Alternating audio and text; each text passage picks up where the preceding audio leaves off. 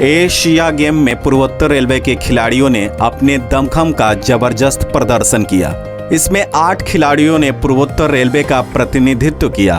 कबड्डी और हैंडबॉल में उन्होंने गोल्ड मेडल जीता।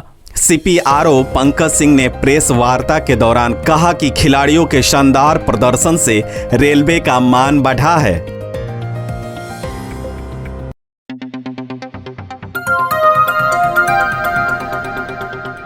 बजाओ जरा झूम के बजाओ, बजाओ बजाओ जरा झूम के बजाओ।